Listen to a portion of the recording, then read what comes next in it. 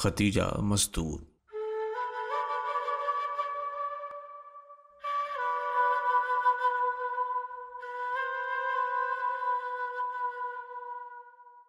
अफसाना निगार, नॉवेल निगार लखनऊ में पैदा हुई, वहीं तालीम पाई।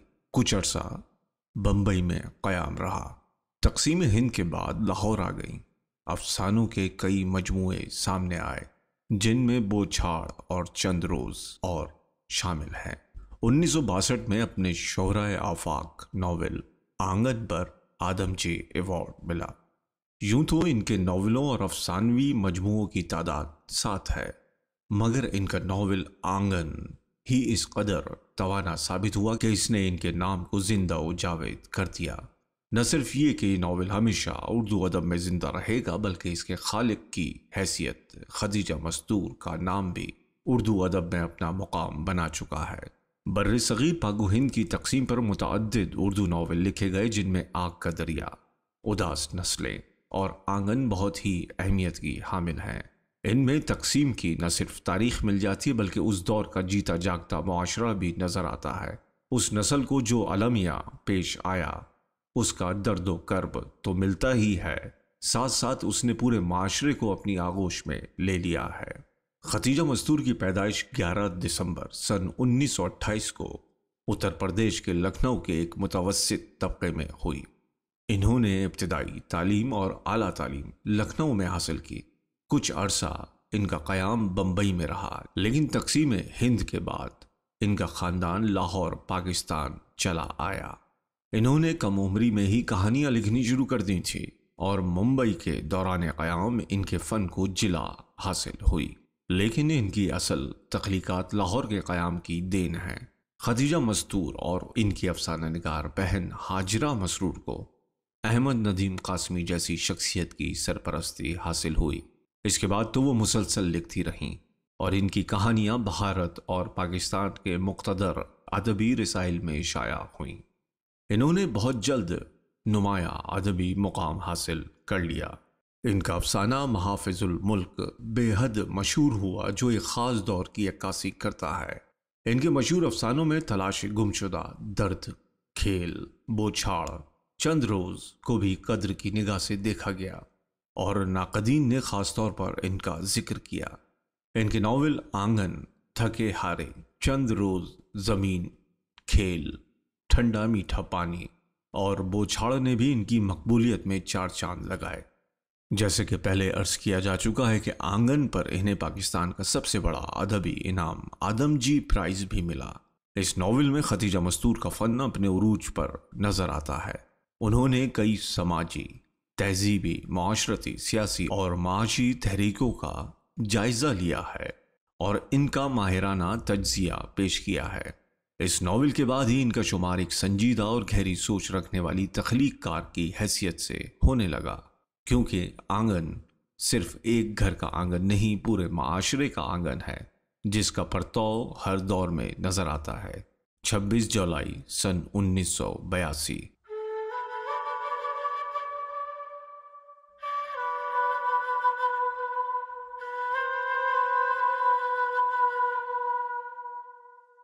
ये वो दिन है कि जब उर्दू की इस अजीम नावल निगार का लाहौर में इंतकाल हो गया, लेकिन इनकी लाफानी तख्लीक़ात आज भी इनकी याद दिलाती हैं।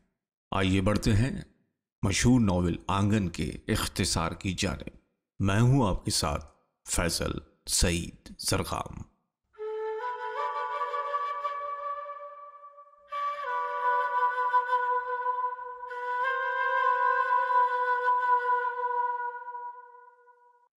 नावल आंगन बर्रे सगीर की तकसीम से पहले के हालात के तनाजुर में लिखा गया। ये एक दिलचस्प नावल है। इस नावल की ख़ास बात यह है कि इसकी कहानी एक ही ख़ानदान के गिर्द घूमती है, जो कि मुसलमान ख़ानदान है।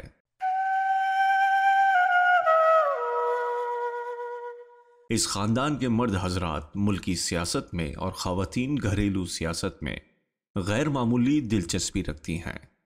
इस कदर गैर मामूली दिलचस्पी के मर्द हजरात घरेलू सियासत और तनाज़ात से कतई तौर पर कतई ताल्लुक़ इख्तियार कर लेते हैं।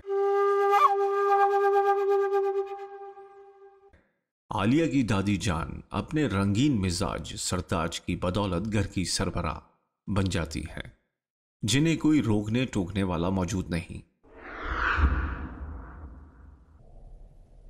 चूंकि ये एक जमींदार घराना है, इसलिए घर के अंदरूनी मामलात के साथ साथ बैरूनी मामलात भी आलिया की दादी जान की जिम्मेदारी हो जाते हैं। आलिया की दादी जान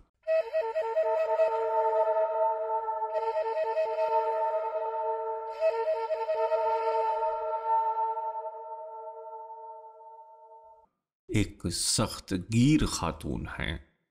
ये कहानी शुरू होती है आलिया से, जिसके वालिद एक सरकारी इदारे में आला ओहदे पर फाइज होते हैं।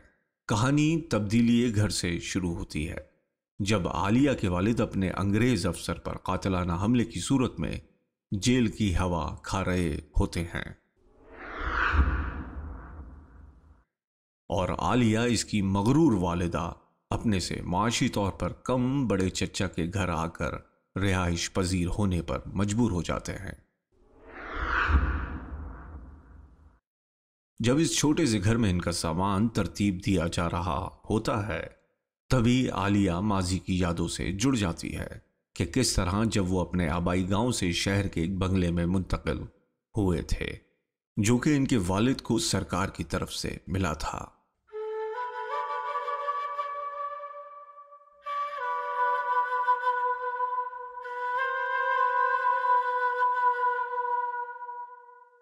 इस नॉवेल में फ्लैशबैक से ही आलिया के जरिए कहानी को बयान किया गया है। मियाँ जी, आलिया के दादा।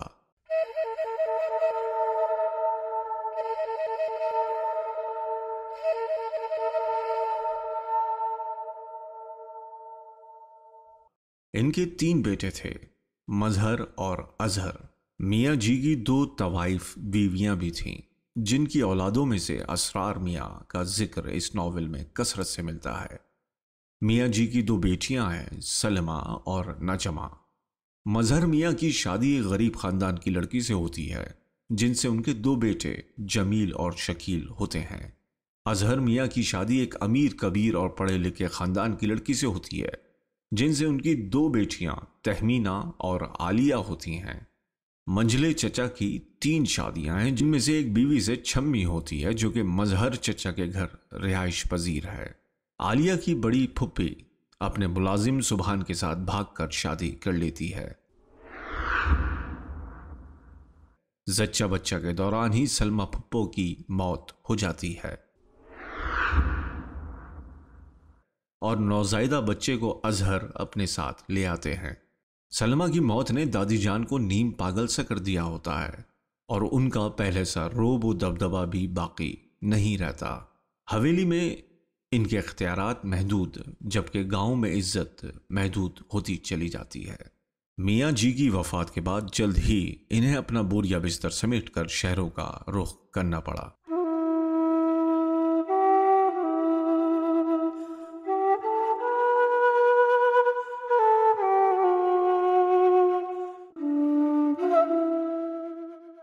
मजहर चचा के शहर में मुंतकिल होते ही इनकी सियासत में दिलचस्पी जोर शोर से बढ़ने लगी। अब तो खैर से दादी जान भी दम्मे की मरीज होकर चारपाई पर पड़ी सलमा को याद करती रहती थी, इसीलिए कोई रोक टोक करने के लिए बाकी न रहा। नजमा फुप्पी जर्रा बराबर इनकी परवाह न करती। दौलत तो हाथ से निकल गई, मगर नखरे न निकल सके। मजहर चचा तेजी से बच्ची कुछ ही दौलत सियासत पर लुटाने लगे। कांग्रेस और हिंदू मुस्लिम इत्तेहाद की खातिर जलसे जुलूसों पर दौलत का इस्तेमाल होने लगा। गुर्बत जब तेजी से इनकी तरफ बढ़ने लगी तो महल्ले में एक दुकान खुली, जिसको असरार मियाँ दिन रात मेहनत करके चलाते थे। असरार मियाँ तवाइफ के बेटे होने के नाते कुत्ते से भी कम दर्जे की हैसियत रखते थे।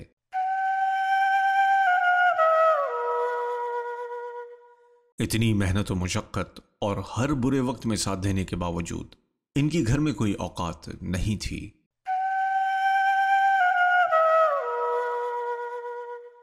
यहां तक कि बच्चों के चचा होने के बावजूद इन्हें बच्चों से दूर रखा जाता।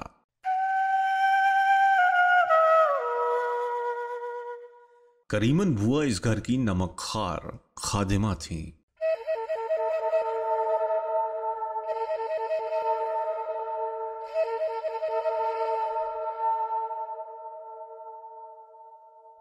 बावजूद ये सभी मुलाजिम इस घर की माली हैसियत देखते हुए इस घर को छोड़कर जा चुके थे, मगर करीमन बुआ आखिरी दम तक साथ निभाती रहीं। घर के बाकी अफराद सिवाय करीमन बुआ और आलिया की वालिदा के असरार मियाँ को उनका जायज़ हक दिलाना चाहते हैं, मगर करीमन बुआ हर दम असरार मियाँ को उनकी औकात याद दिलाती रहती हैं।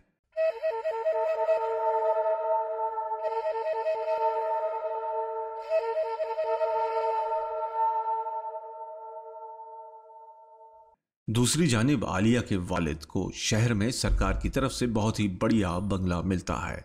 इनके हमसाए हिंदू होते हैं जिनकी नौजवान बेटी बेवा होकर आ जाती है। आलिया की आपा और उसकी कुसुम दीदी में बला की दोस्ती हो जाती है। कुसुम दीदी आलिया की आपा के मुतालिक जान जाती हैं कि वो अपने फुप्पीजाद सफदर को पसंद करती हैं और उनको मोहब्बत के तरीके सलीके सिखाती हैं। आलिया की वालदा को सफदर इंतहाई जहर लगता है क्योंकि वो एक मुलाजिम का बेटा है। इसकी दूसरी बड़ी वजह सफदर के माँ बाप की वजह से इन्हें गांव से दरबदर होना पड़ा, जहां वो आलिया की दादी के बाद घर की करता धरता होती। बस यही वो वजूहात हैं जिन्होंने आलिया की वालदा के सामने सफदर को पनपने ना दिया।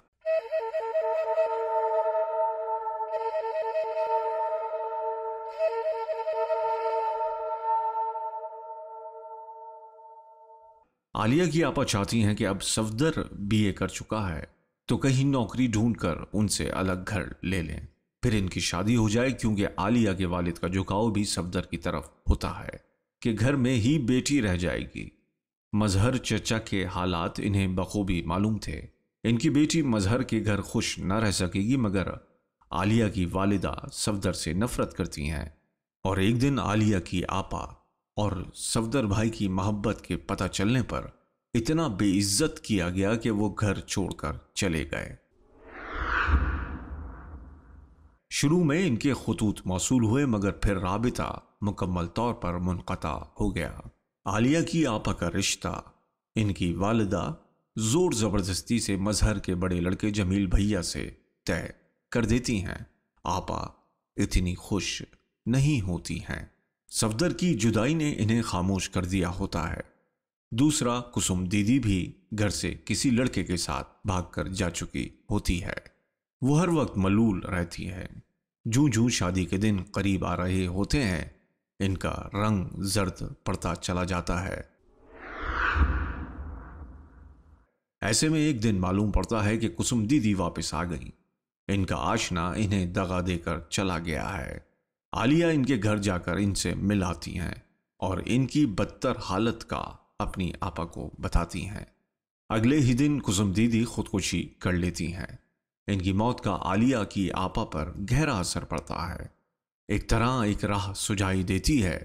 अपनी मेहंदी के रोज आलिया की आपा जहर खाकर खुदकुशी कर लेती हैं।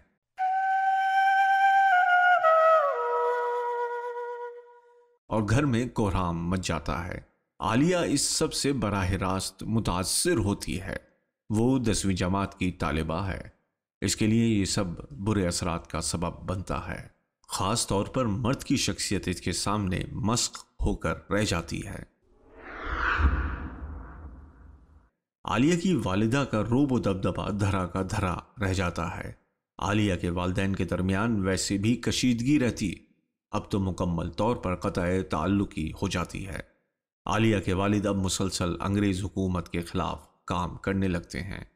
इन्हें अपने अंग्रेज़ अफसर इंतहाई जहर लगने लगते हैं। एक मामूली सी झड़प के बाद वो अपने अंग्रेज़ अफसर को मुक्का दे मारते हैं और कत्ल करने पर तुल जाते हैं। इन्हें फ़ौरन गिरफ्तार कर लिया जाता है।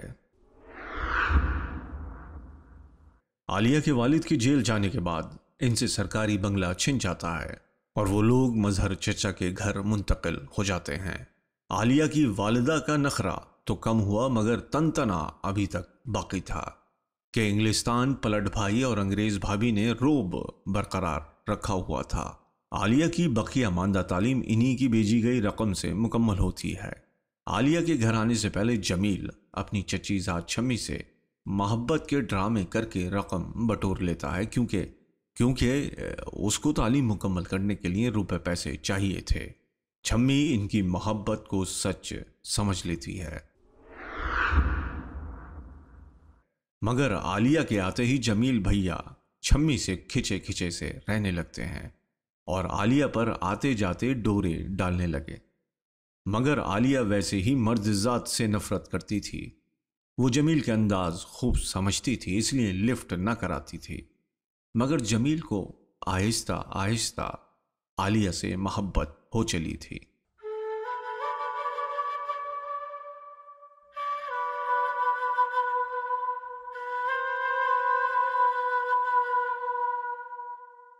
जितना वो दूर हो जाती, वो उतना ही उसके करीब होने को लपकता। इसके लिए वो अच्छे ओहदे की तलाश में था, जो कि बगैर तालीम के नामुकम्मल और तालीम बिना रुपए पैसों के नामुकम्मल थी। मजहर चचा मुसलसल अंग्रेज भगाओ और हिंदू मुस्लिम इत्तेहाद पर पैसा खर्च किए जा रहे थे। घर के खर्च के लिए बमुश्किल रकम मिलती, यहाँ तक कि आलिया की वालदा ने घर के खर्च के लिए रकम देना शुरू कर दी, मगर बात बात पर उसे खर्च देने के ताने देती थी। एक दिन आलिया के वालिद की मौत जेल में ही हो जाती है। आलिया और आलिया की वालदा की रही सही उम्मीद भी जाती रहती है। थोड़ी बहुत जो उम्मीद थी दोबारा से अच्छी जिंदगी गुजारने की, वो मिट जाती है। आलिया खुद को बेबस महसूस करती है, क्योंकि जमील भैया उनके गिर्द अपना शकंजा कस रहे होते हैं। आलिया की इकलौती दोस्त छम्मी जमील भैया के आलिया की तरफ माइल होने पर आलिया से नफरत करने लगती है। ऐसे में हालात उस वक्त बिगड़ जाते हैं जब मजहर चचा को भी हिंदू मुस्लिम इत्तेहाद की खातिर जान से हाथ धोना पड़ती है। घर बिखर जाता है। शकील आवारा गर्द बनकर चोरी चकारी पर उतर आता है और जमील से हालात संभाले नहीं संभलते। आलिया की बेरुखी ने उसको तोड़कर रख दिया होता है। छम्मी भी उससे नाराज हो जाती है। छम्मी के लिए आया गांव के गंवार घराने का रिश्ता मंजूर कर लिया जाता है, जहां उसके साथ बदतर सुलूक किया जाता है। एक बेटी की ही पैदाइश पर वो लोग उसे घर से बाहर कर देते हैं। वो वापस मजहर चचा के घर मुंतकिल हो जाती है। आमदन न होने के बराबर होती है। हर तरफ हिंदू मुस्लिम फसादात ने कहर बर्पा कर रखा होता है। इन्हीं हालात में एक दिन बिलाखिर पाकिस्तान बन जाता है।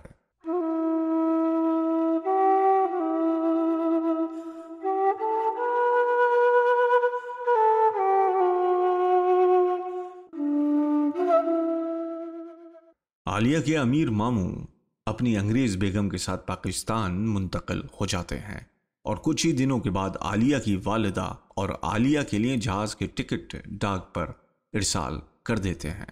आलिया की वालिदा फूले नहीं समाती और पाकिस्तान जाने की तैयारी करने में मसरूफ हो जाती हैं। आलिया मजहर चचा के खानदान को छोड़कर नहीं जाना चाहती, मगर माँ की वजह से मजबूर होती है।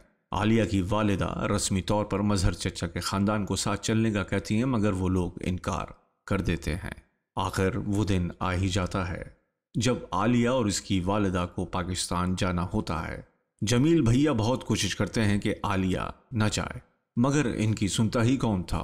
असरार मियाँ आलिया वगैरह का सामान हवाई अड्डे पर पहुंचवा देते हैं और आलिया अपनी वालिदा के साथ रवाना हो जाती हैं। पाकिस्तान आकर उन पर अपने खुदगर्ज मामू की असलियत खुल जाती है, जब वो अपनी बेआसरा बहन भांजी को एक अलग बंगला लेकर देते हैं और आलिया को खुद स्कूल में पढ़ाना पड़ता है।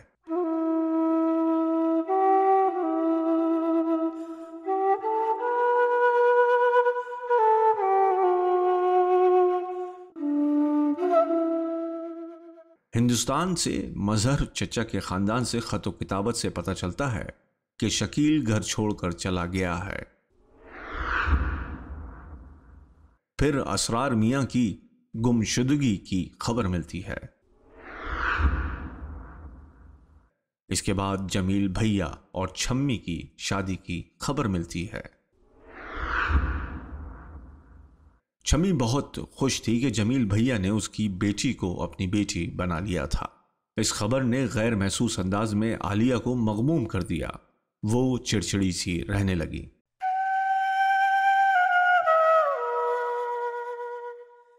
इन्हीं दिनों में एक दिन उनके घर एक डाकू घुस आता है जिसके पीछे पुलिस लगी होती है। बाद में वो शकील निकलता है।